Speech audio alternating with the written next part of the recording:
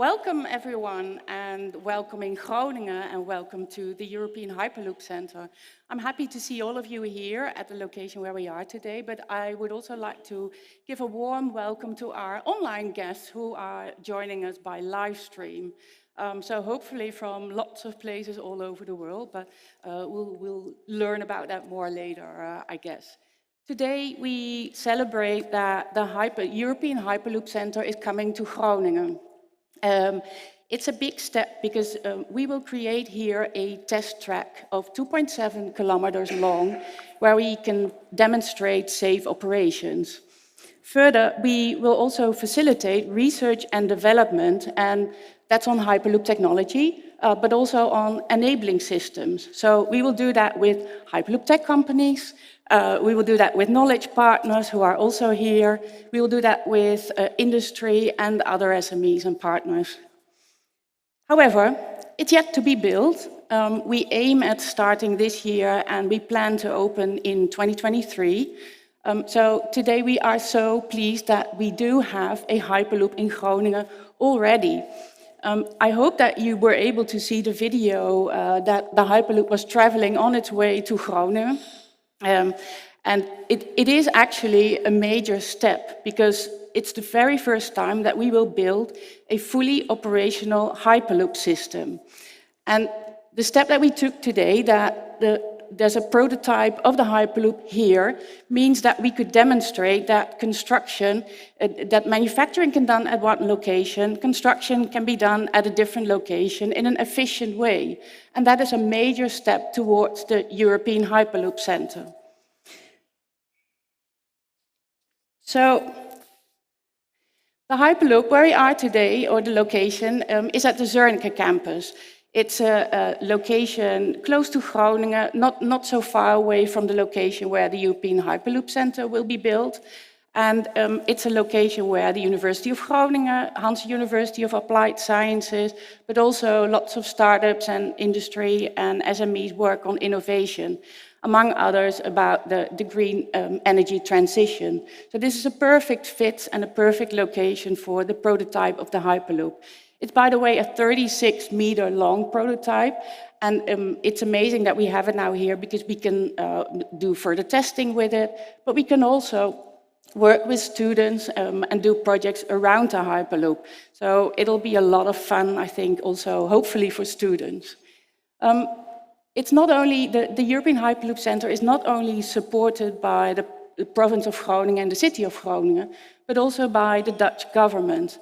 And the state secretary of the Ministry of Infrastructure and of Water Management would like to say a few words to us. So let's watch that.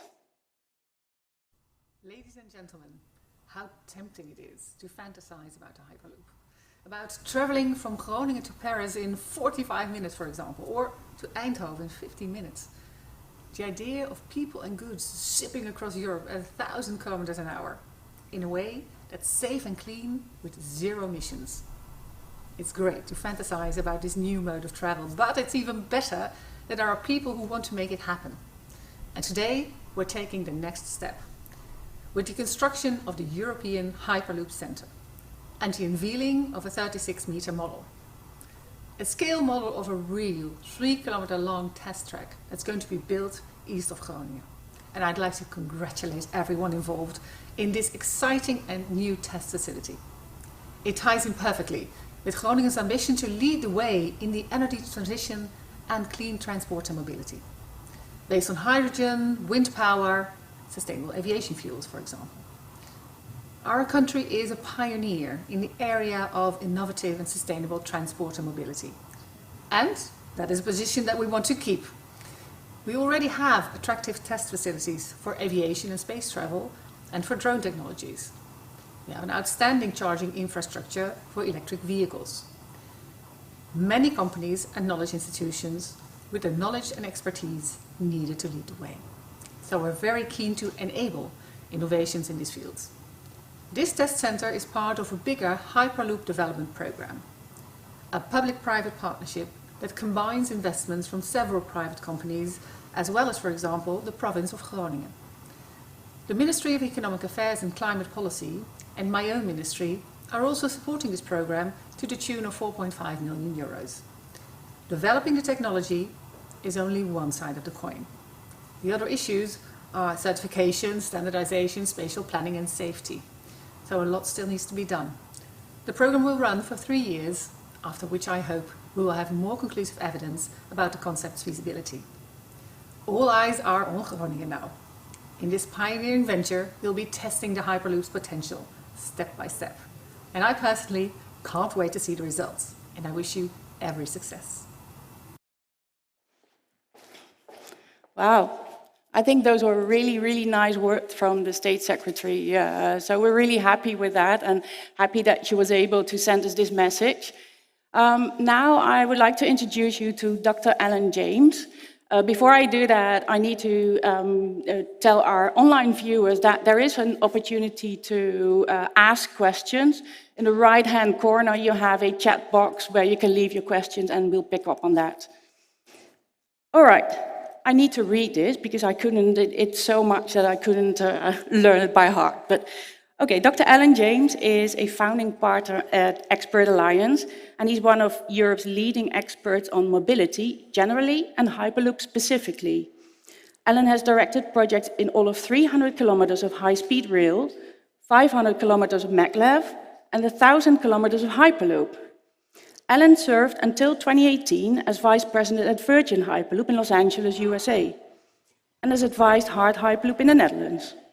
Further, Alan is a principal of the world's only Hyperloop-only advisory practice, hypervisory.com.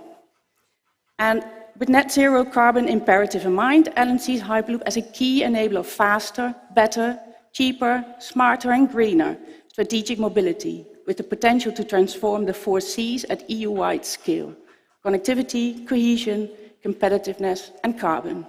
So, Dr. Alan James, thank you for being here, and the floor is all yours. I hope you can hear me. We can hear you loud and clear. I had zero sound from Yvonne when you were talking. Could you please just indicate that you can hear me, maybe by holding up your hand? If the director could put me back so I can see the wall again. We can hear you. Okay, thank you very much. I'm going to share a screen now, and I'll introduce myself as we go along.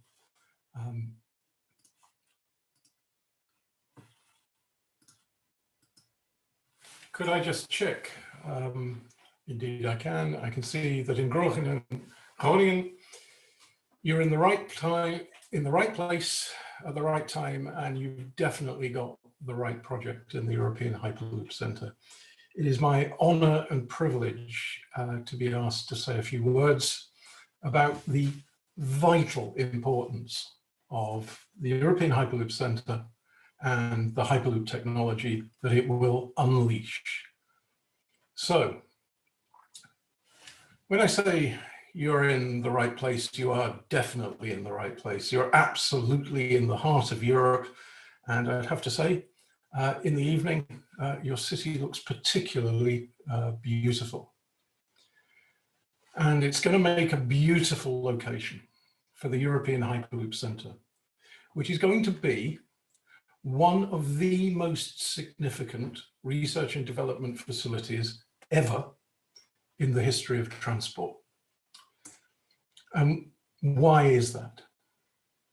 It's because it takes some very difficult stuff and integrates it, proves it, demonstrates it, and turns what was originally an idea from Elon Musk in 2013 through the application of brilliant Dutch and European engineering into a transport and mobility reality. The European Hyperloop Center has got a big job.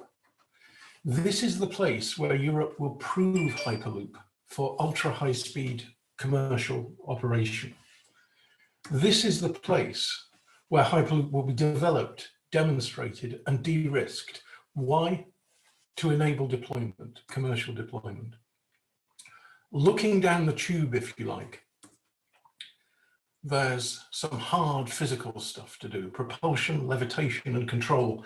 And I am astounded by how far that's come already in Delft and in America, I'd have to say, where people took the original idea and moved forward. It's also about hard infrastructural work, construction, the Industry 4.0 manufacturing, and critically, the integration of hardware and software to make it work. It's about the digital and it's about the physical.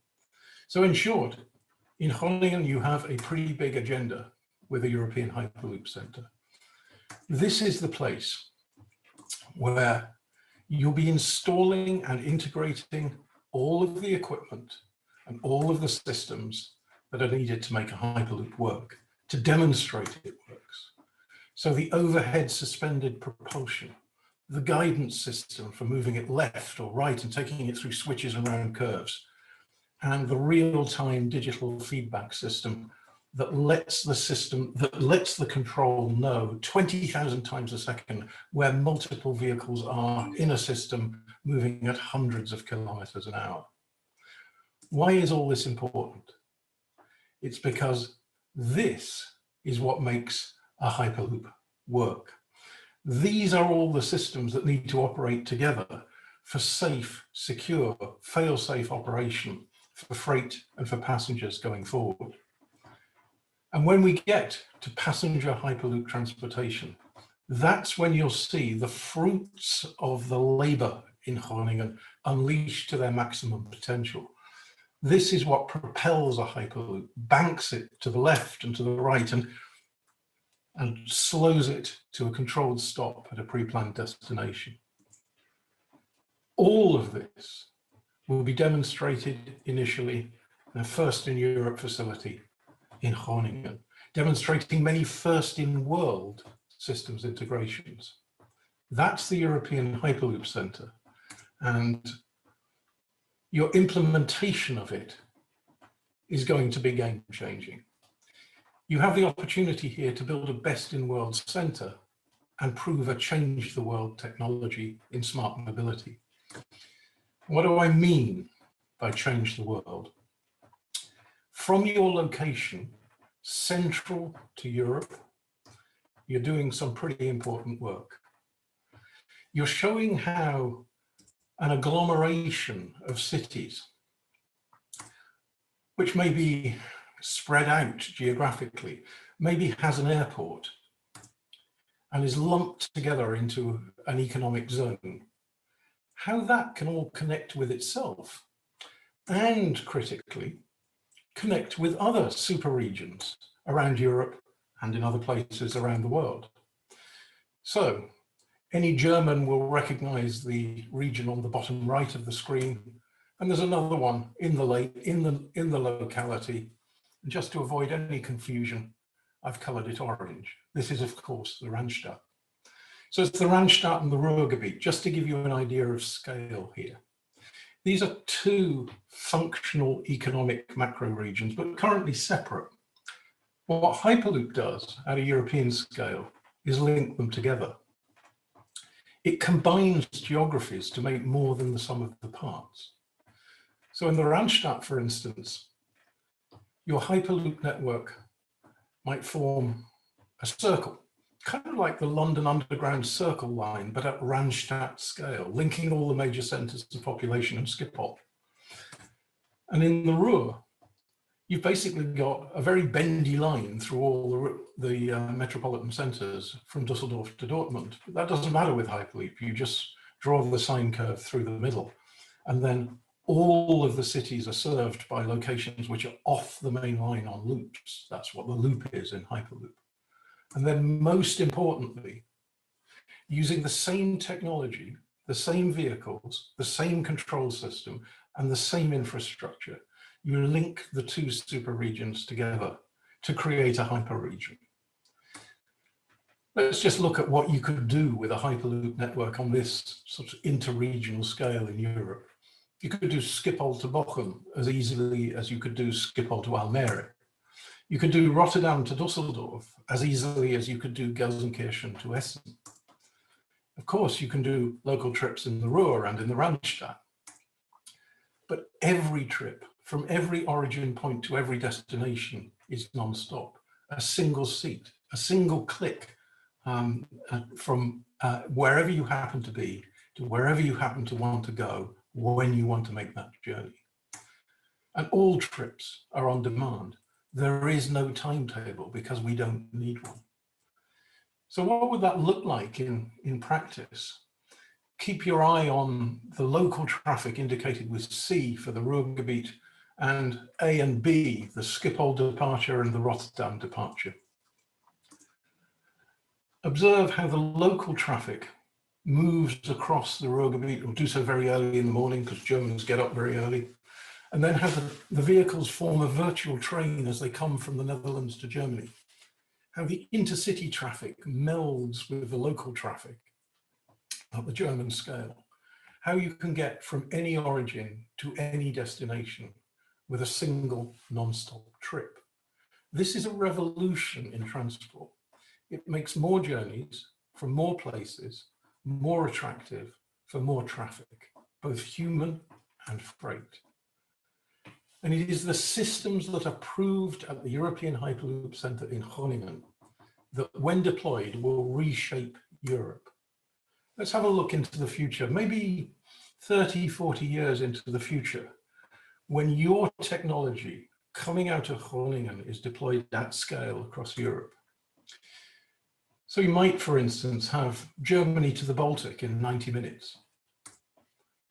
You might have a Nordic super region connecting the capitals of Finland, Sweden, Norway, and Denmark, all of which would be about 30 minutes apart, so faster than flying between those cities.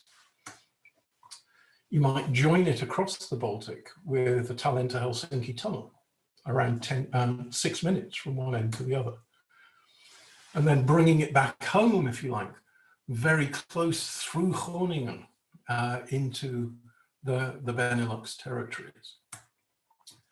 Simultaneously, in Southern Europe, a Transalp journey from Germany to Italy in less than 30 minutes utterly changes the economic geography of that part of the European Union.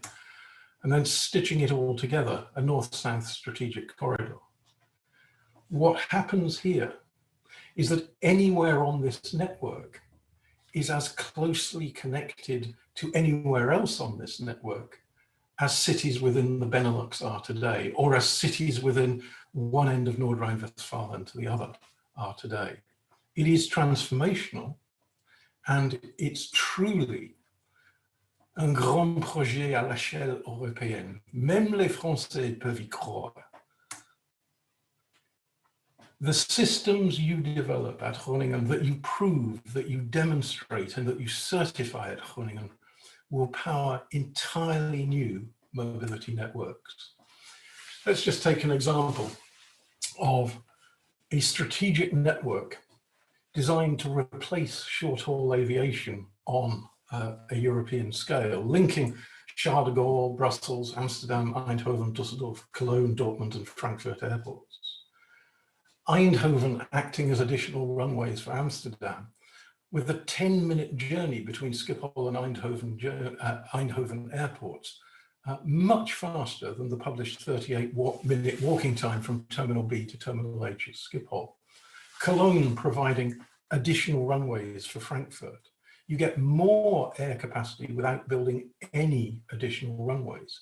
But you don't use it for inefficient and polluting short-haul air flights. You use it to create capacity for long-haul, strategically important connectivity. And notice the journey times: 12 minutes from Cologne to Frankfurt, 18 minutes from Brussels to Paris. And putting it all together, Paris to Amsterdam in 28 minutes, around the top to Dortmund, 18 minutes, Dortmund to Frankfurt, and then Frankfurt to Paris in 40 minutes.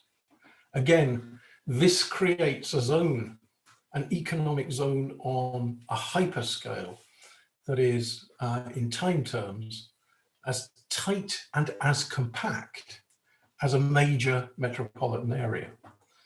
As an example, think of this hyper network linking this hyper economy in the same way and with the same journey times as London Transport links the regions, the sub-regions of London. And it's not just time that is reduced. CO2 emissions are absolutely slashed. It really delivers on the environmental agenda. Here's the stats. 1 billion passenger kilometers on short-haul flights across this kind of network will create 215,000 tons of CO2. So that's 1 million passengers traveling 1,000 miles, 1,000 kilometers. But Hyperloop, over the same network, delivering the same capacity, will generate 12,000 tons of CO2 if powered by today's European Union electricity mix. Of course, if we power Hyperloop with 100% renewables, we not only slash the time, but we also get absolute zero mobility, linking Europe's major city centres and airports together with zero emissions. It's a huge transformation. It really delivers on what Europe thinks of as the 4 Cs: competitiveness, connectivity, cohesion, and carbon. And Groningen is right at the centre of all of that. Ultimately, when applied, Hyperloop will deliver transformation. I'm going to give you an example now from my own home country. Manchester and Leeds in the north of England, 2 major cities with a bunch of mountains, the Pennines in between. If we build a railway between those cities, it's 1 railway between 1 location in 1 city and 1 location in another. But the geography is never that simple. There are many cities with many centres of population and many subzones within a metro area. So a Hyperloop network does this. It links everywhere to everywhere else. It makes a single seat journey or a single dispatch journey for freight possible from any location to any other location. It gives you more connectivity. And of course, it integrates final mile feeder distributor traffic, which in a few years' time will be fully autonomous. How does that compare with what we have today? It's about forgetting today's paradigm, which is slow transport between multiple cities. So here we are, starting from Liverpool, traveling via Manchester, through the mountains, very woodly, and getting to Leeds. That will take you around 2 hours by train, or maybe even longer if you're driving, given the congestion on the strategic highway network in this area. So forget thinking about multiple cities connected. Connect those places into 1 super city. Create 1 economy, linking the demographic and economic strengths of multiple centres. Remember, it's a 2 to 3 hour journey from Liverpool to Leeds today. Hyperloop transforms it. It's 5 minutes from Liverpool to Manchester. It's 6 minutes from Manchester to Leeds. And because it's non-stop, it's 8 minutes from one end to the other. It is utterly transformational. And in Groningen, you can be absolutely at the heart of this. It is, in Dutch, utterly transformational.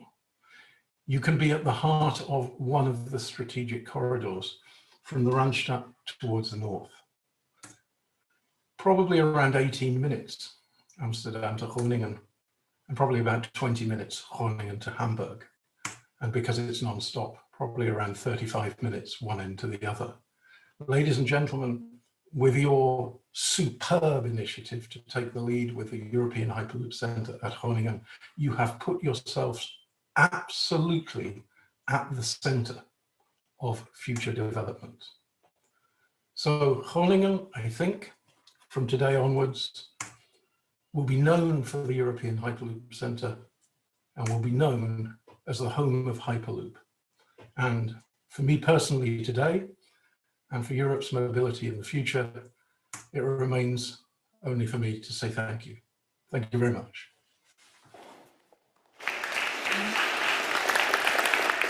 Thank you so much, Alan. That was an incredible sharing of your view of the whole Hyperloop development. Are there any questions for Alan, maybe?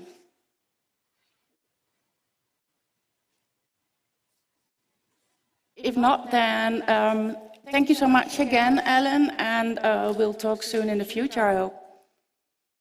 Thank you.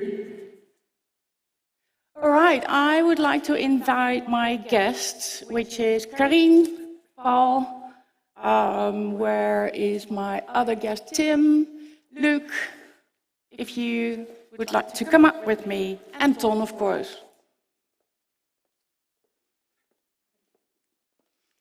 Have a seat. Because of COVID, 2 can fit on the couch. Perfect. All right, well, thank you for joining this conversation. Let's first do a quick round of introduction so everyone knows who are in these seats. Karine, can I start with you? Yes, hello, welcome here. I am Karine Joos. I'm Dean and Director at the Hanze University of Applied Science. My name is Ton Schroer. I'm the Director of Entrepreneurship in the northern part of the Netherlands. I represent all the companies in the northern part of the Netherlands. Hello, my name is Paul de Rook. I'm the Alderman for Economic Affairs for the City of Groningen, at least for the next 4 weeks. But I still am. Hello, I am Tim, and I'm one of the 4 founders of Hardt Hyperloop. My name is Luc de Groot. I'm a graduate international business student who did a thesis on the Hyperloop. Good, thank you all. Maybe start with you, Paul, since you're still here now. Thank you for joining us still today. 5 minutes. What does it mean to Groningen to get the Hyperloop Center here? Well, I think Groningen has a very strong proposition, and I think it has for a couple of decades of being on the forefront of on the innovation of mobility.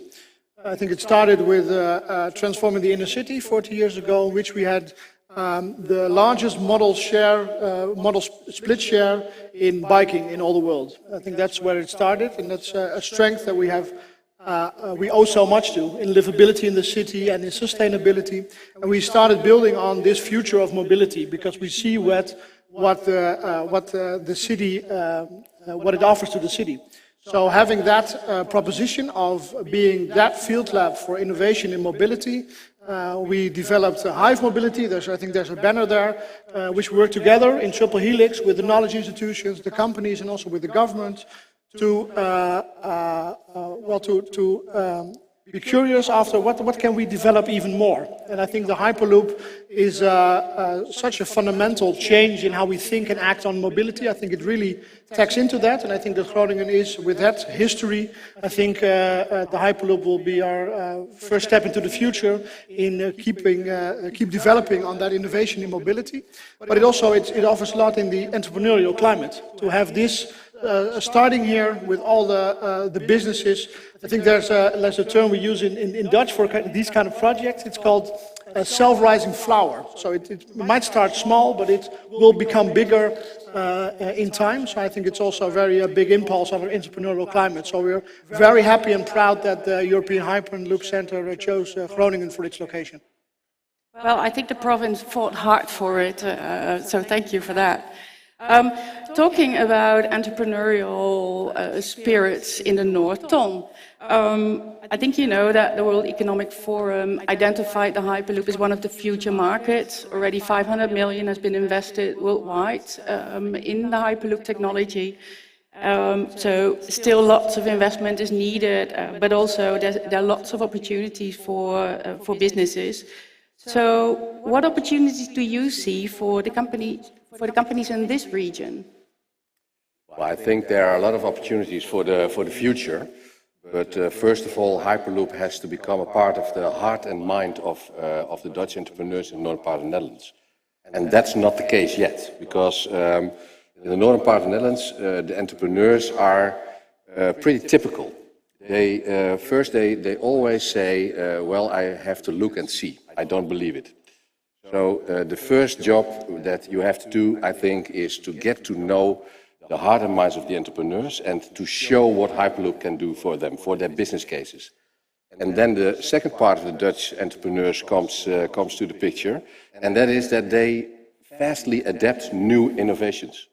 So when they believe it, they are going to use it. So I think for the future, those two steps are the most important thing. And then investment in these kind of infrastructural projects, innovations will be not the biggest problem. So maybe we can ask Tim. Tim, when can we jump into the Hyperloop?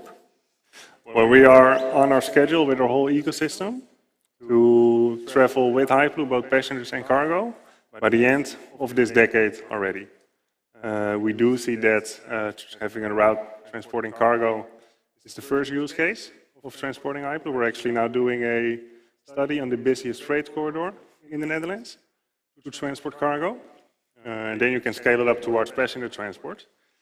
Over the last couple of months, we saw somehow of a transformation in the world where at multiple places, regions are now actively looking how can we implement Hyperloop. And it's really speeding things up. So that shows that we're definitely on our path to reach it before the end of this decade. And any thoughts on what Ton just mentioned, that companies in the northern region of the Netherlands are still have to figure out what they can do, contributing to the Hyperloop? Any thoughts on how we can add to that? A good question. So when we were hosting the competition for multiple regions to host the European Hyperloop Center, we saw a tremendous amount of activity among the whole Groninger ecosystem, among entrepreneurs. And they were really eager to help and give us a warm welcome. And that's something that we were very glad with. It didn't influence the decision because that was all on sort of factual basis, but it was a really warm welcome. And that was very welcome to the whole team. Good, good. And next to you we have Luc.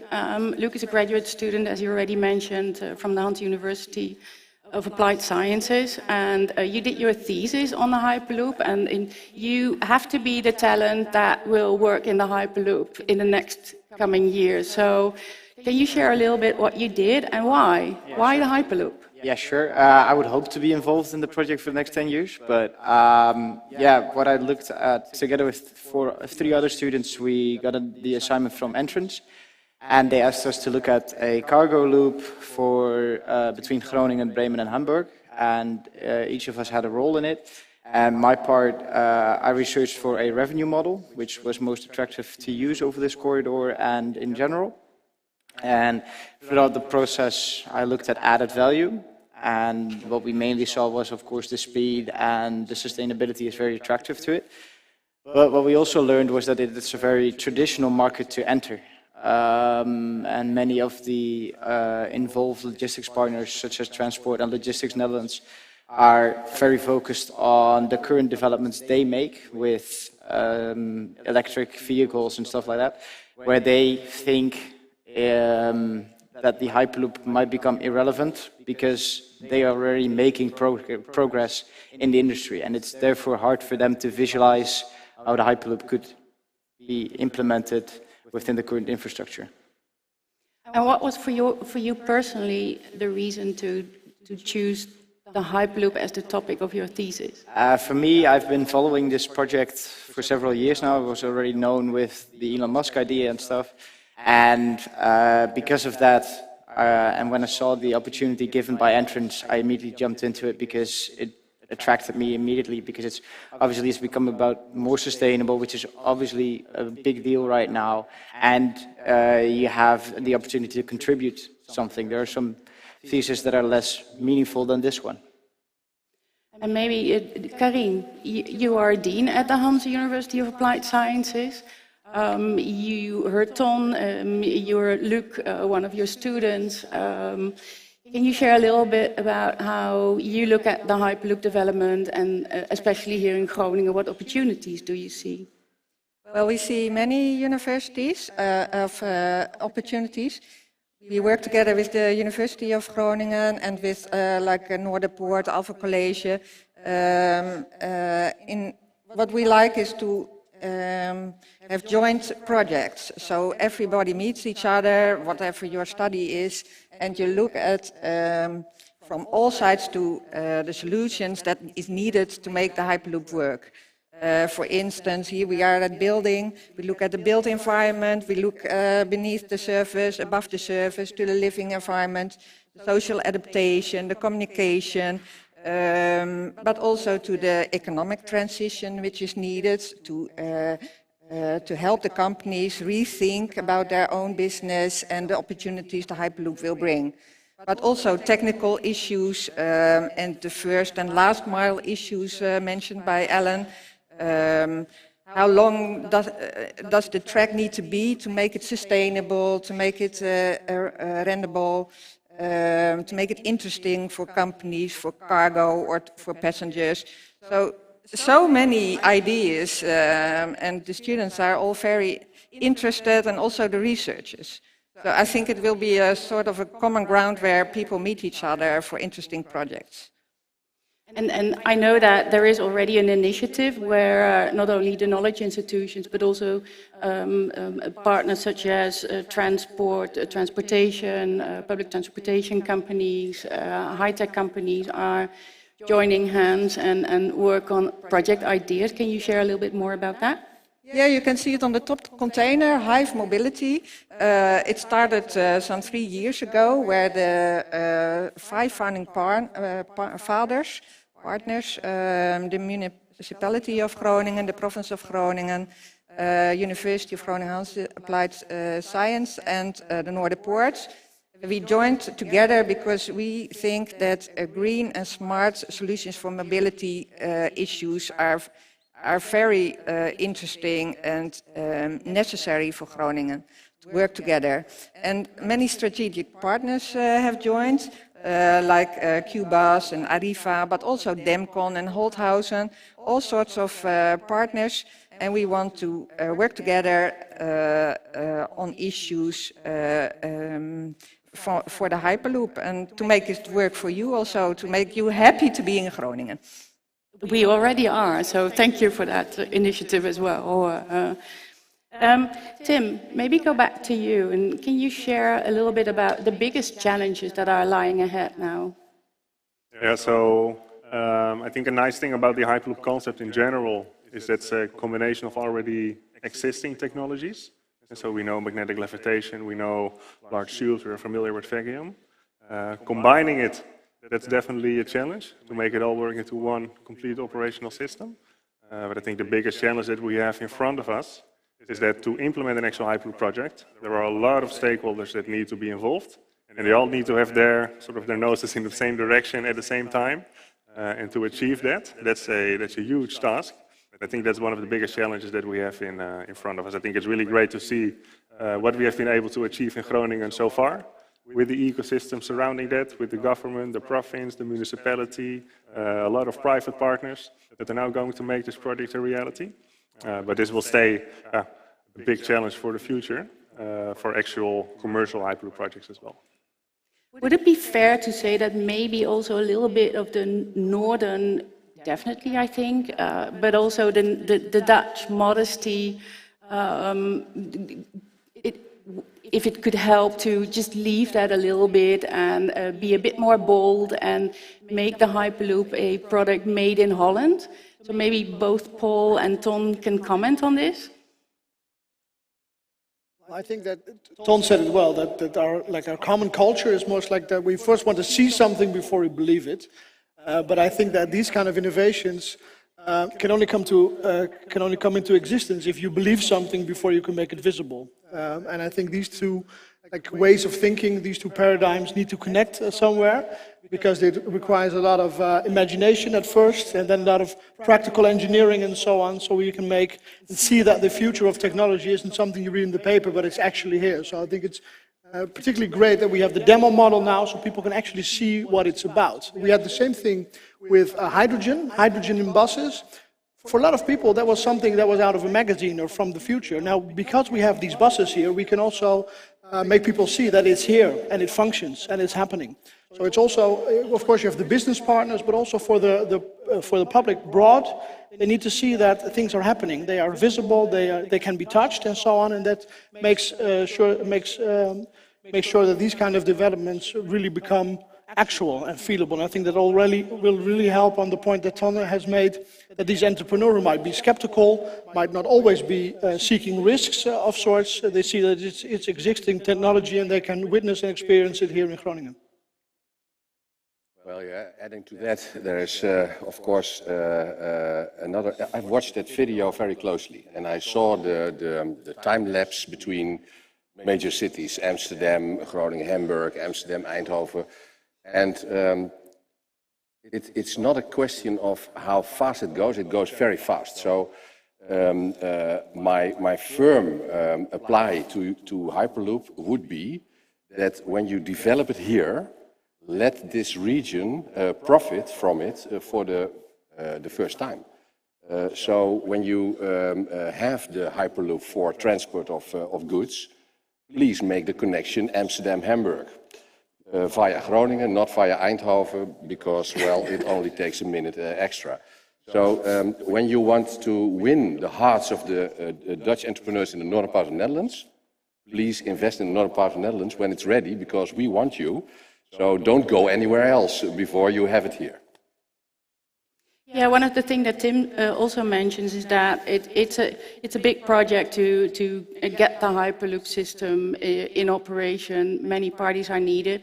So I personally would think it would be great to start in Groningen, but it would also be a European thing. So do you see any, maybe either one of you, the European connections? How would that work for Groningen? Well, we have, for example, the International Business School, and we work together with lots of international knowledge institutions. We have international students also in Groningen. So I hope via this knowledge infrastructure, we can transport the knowledge quicker than a Hyperloop forever. But then also people are happy to bring solutions and to come together here to really make it work. Yeah, so I think many opportunities to stay here, but also to work internationally together. Maybe one thing to add on the whole European landscape is that a major happening over the last year was that all the European member states decided to work towards a unified European Hyperloop standard. And that's of absolute essence if you want to create this unified European Hyperloop network, because we all know the difficulties we have with the rail industry, where different countries are using different track widths, for example. Just imagine if different countries would use different Hyperloop tube diameters. It won't be interoperable. And with this initiative, we're also tackling that challenge. We work towards one unified European Hyperloop standard. And that's also something that the European Hyperloop Center in Groningen will adhere to sort of set a showcase on what that standard then could look like. Good. Yeah, thank you for that. There was one specific question for you, Tim, because someone, Alan was telling in his presentation that also safety systems will be tested in the European Hyperloop Center. Can you share just a little bit what exactly will be tested? Yeah, so the Hyperloop system, like safety, is one of the core aspects of our whole design philosophy. That's why we also believe that the first use case of cargo is the most potential, because then you can really test all the safety things with cargo, which makes it easier to do instead of passengers. And in the European Hyperloop Center, all the safety systems regarding the magnetic levitation, safe propulsion, stabilization, doing a lane switch in a safe way, but also handling the cargo, those are things that all will be tested in the European Hyperloop Center according to the safety. Thank you. And there's another question coming in. Let me just see. To what extent is the European Hyperloop Center a European center? Well, I think that's a pretty fair question. That we start in Groningen, we are located in Groningen, and I think as far as I learn from everyone here from the region, we're all really pleased with that.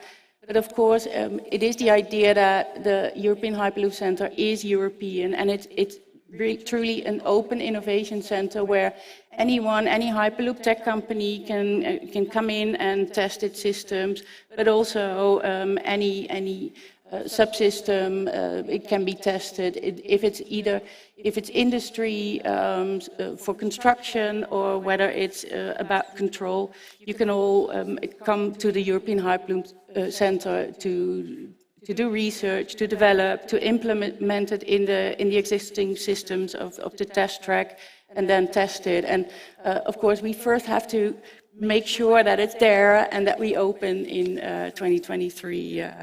Anything from your side to add to this? Let's make Groningen the heart of the Hyperloop development in Europe, I would say. And I think that's exactly the position that as a region we would like to have, because what I said in my introduction is that for the livability in cities, mobility is key in the next years. And it's of course, it's about pollution, it's about emissions, but it's also about space. And this is one of the big challenges that we have. And we can't do with the technology that we have right now. We need new concepts and new models. And I think we have an obligation. Of course, I agree with Ton, it would be great for the region if one of the first functioning Hyperloop tracks would be here, from connecting us to Hamburg and so on, but also being the region in which pivotal transformations are being made, which are implemented all over the world. That's exactly the position that Groningen wants to have. We're doing that in building, which we are here right now, on how to build, dealing with earthquakes and so on. And we would like to be the region that, if you want to develop new projects, want to test them in practice, Groningen is the place to be. And that's also, from an economic point of view, exactly the position that we would want in Europe. So I really think, and I hope, and I expect that the European Hyperloop Center will contribute to that as well. Good to hear. Tim, what will be the next step? Yeah, good one. So one major step now is the prototype that we have outside of us. I think it's really nice to see that we now have the experience, but also to showcase what it's like to implement Hyperloop infrastructure. And that's the thing we actually try to do in a very smart way, in a modular way, where we pre-assemble all these different pipe segments in a dedicated factory, and they just get transported on site and have them sort of joined together. And in that sense, it's possible to implement the Hyperloop infrastructure, but also the European Hyperloop Center in a fast and cost-effective way. And the next step after that, we have now showcased this prototype, is to put the first pole in the ground in Groningen to actually start with the construction of the European Hyperloop Center. And that is one of the most essential steps towards this large European Hyperloop vision, global Hyperloop vision, you can call it, also how Ellen James presented it, as creating this unified, connected continent where cities are connected over, you create these economic regions of multiple cities, and the whole continent turns into one sustainable, connected metropolis. Wow. Still big steps to take, but also already major steps taken. So that's really good to hear. If there are any questions from the people around here, the online one I can see. So please go ahead and ask. I think you would be happy to answer any questions. Maybe one more question for you, Karin, because this is also a completely new thing if you look at knowledge and the whole knowledge development and the talent such as Luc that is needed to get this all going and well, what's the idea of the Hanze University for this? Well, we already work on different projects. For instance, Hanzehogeschool is thinking about the smart technology inside of the Hyperloop, the sensor technology which is needed. But we also look at the social adaptation of a practice like this. Well, we see many opportunities, and we've started with some, but we want to take also the next year to really listen to you and to the companies surrounding us. What are the most interesting research questions for us? And also, we have lots of wonderful students, and they just do what they always wanted to do. If I can hear, you've been thinking about this for more years than when. And when you come to the Hanze, I hope we give lots of opportunities for people to be creative from themselves and to join this project with their own ideas. And I think together we will shape this future as we want it. Good, good. Thank you. There is a question, I just saw another question, but it disappeared. There's a question now, will the prototype be open to public? Why or why not? Well, I have to look at Rolf, who is the director of this location over here. Rolf, it is an open terrain, but I'm not sure whether it's completely public. Can you maybe comment on that? Can people visit? Can you, yeah. Can't get into the Hyperloop. At least that's not my decision. But we are a public space. Building is about innovation for a better built environment. Mobility is a big part of that. So it's especially our aim to have lots of visitors from the business, from the knowledge side, but also, like was mentioned before, citizens, Groningers, everybody who wants to see. Outside COVID, we have about 6,000–7,000 visitors a year, and I expect this number to be rising the coming years, and I really look forward to working together with you guys from Hardt and the Hyperloop Center. Good. Thank you. Another question from the audience, whether we are partnering with any international partners or investors, or is the support you're getting mostly from local partners? European Hyperloop Center does get funds from the Ministries, Dutch Ministries, as well as the province of Groningen, so we're really happy with that. But also there's private contributions from partners within the Hyperloop development program. But yeah, we're always open to interested parties, of course. So maybe that. And another message that I just saw come along that go ahead. Well, of course, we are also a part of a network, and we are part of the Dutch network of entrepreneurs, and we have also a European office in Brussels. So I'll be happy to introduce this innovation project to the national part of our cooperation and the international part of our cooperation, because for a European network you need big and European investors. So I think where we can help to get this message from you to our partners in The Hague, we will be happy to do that. Oh, thank you. We'd be happy to take that offer. Thanks. Any other questions from anyone here in the room? Yes, Bertrand. Can you please wait for the microphone so the people online can hear you too? Yes. What are the possibilities to get Germany on board? You know, it's from here to Germany is closer than from here to The Hague. You got Emden Leer, it's basically an hour away maybe from the knowledge institutions. There is already a link, but you know, that should be such a strong card to open up Groningen, Germany, and you know, then the rest of Europe basically follows, typically when Germany wins, you know. Yeah, I think so too. We have good connections with many German universities and Hochschulen, and we have a lot of Interreg projects together, so we know each other very well. And I really think that's a good idea to think up the projects we want to do with Germany.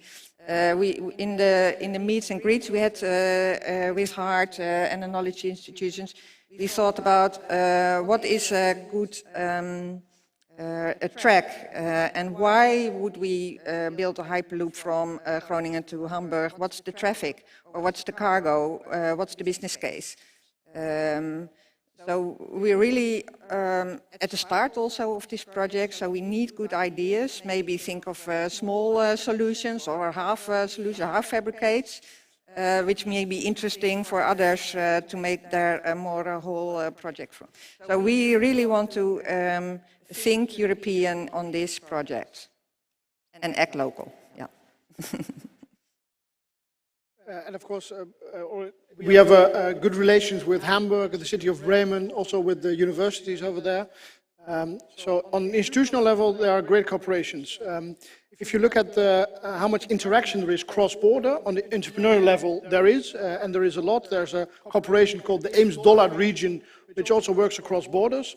But on the public level, the interaction with Germany is not so much. And one of the reasons for that is that if you want to, we had like these nice diagrams, or you can go by Hyperloop from Groningen to Hamburg in 18 minutes, non-stop. If you want to go by train and only by train to Hamburg right now, you can't from Groningen because there's a broken bridge. So especially on connecting the North German and the North Groningen of Northern Netherlands people, infrastructure is a major bottleneck right now. And I think if you look at potential, I totally agree. There's so much potential in Northern Germany for the Northern Netherlands, but also for that we really need better infrastructure as well. So we also hope that, maybe quite ironical, this might be an enhancement for that as well, to put infrastructure across borders on the agenda there, whether it's by Hyperloop or otherwise. But this interaction, it's very straightforward, and we should utilize it as much as we can.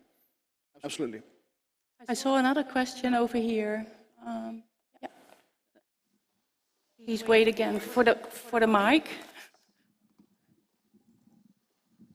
Yes, thank you. I have a question which relates to your research, Luc, and also it's very important for your public, Ton.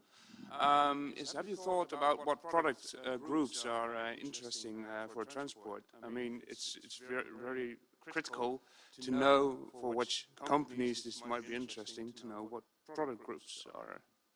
Yeah, we did. What we found was that it's mainly, right now, it's the fresh products that are very attractive to send, for example. Let's think about fruits, vegetables, those are very important to send. We also considered high valuable products that, because there's less danger of them getting stolen or whatever, that the transport is more safe through the Hyperloop, so more high valuable products were attractive as well. However, the major concern what we found throughout the whole process was standardization. So to all logistics providers, it's very important that despite the goods that they can send, it's also easy to transport through the Hyperloop tube. So everything needs to be according to the standards they currently hold within the industry. And otherwise, yeah, it would be high valuable, fresh, and products like that. For example, yeah. Okay, maybe one more question from the online audience, which is a really good one as well. So thank you for all the good questions, by the way. It's a question about public acceptance. Of course, it's completely new. No one ever traveled in the Hyperloop. So are we going to use the Hyperloop? So the question here is whether we here in Groningen will also involve the general public and make them aware of and have them experience what the Hyperloop is doing. So yes, we are definitely going to do that. We will organize some public events where you can come and stop by and experience what it is like to travel with a Hyperloop. So we'll let you know, and just well, watch our website, I would say. Any last comments from anyone here in the chairs? Ton. I've got a question. Do you have any idea what the ticket price of a transport from Groningen to Amsterdam will be by estimate? Didn't you look into that? Sorry, I'm putting you on the spot here. I didn't look into the specifics. I just looked more at a revenue model for Hardt Hyperloop. So what way would they sell the pods, or would they best use the pods they could have? What I found was that it's best to just sell the pods to the logistics providers, so they have their own opportunities to send them and to transport them as well, because that's what they basically are doing now. And it means, and it's more difficult to operate the whole system for companies like Hardt, because there are many international companies obviously connected to it. But what I would advise as well is to connect a system to it where you can, as Hardt, connect customers to the logistics providers. So let's say one company, one logistics company has a time slot open for a certain moment, Hardt can connect through a website or whatever a customer to that time slot so they can both send it, and then Hardt makes money off that transaction. Because that means less operating costs for the company, and you still make use of the Hyperloop system. So you still don't know what the ticket will cost now, but maybe Tim has an idea. Yeah, so for the European Hyperloop network business case, what we used for there was a ticket price of around 10 cents per kilometer. Of course, it's very indicative. So do you know the exact distance between Amsterdam and Groningen by heart? 200? So around 20 euros. Okay. And otherwise I can buy my own pot. That would be a bit more expensive, I think. No worries. I think, thank you for this discussion. I think it was a great conversation. Lots of topics came by. So thank you also. And for our online viewers, this will be the end of the live stream. Just one fun fact that we have viewers from all over the world. So I'm just reading this. US, UK, Turkey, India, Sweden, Germany, Belgium, Russia, Spain, and more, but I can't see that anymore. So lots of interest. Thank you everyone online, and we will continue here at the location. So, thanks.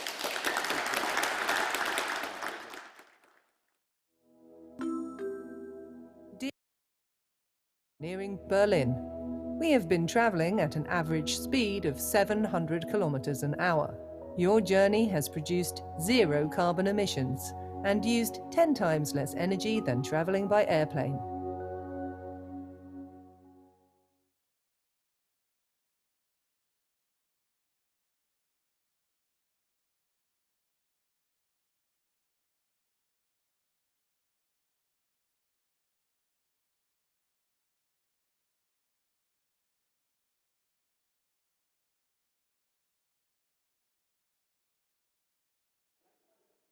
Ben ik er?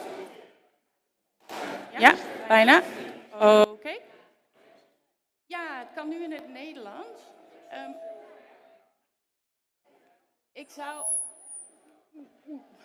Ik zou graag iedereen willen uitnodigen om mee naar buiten te gaan om even naar de Hyperloop te gaan kijken.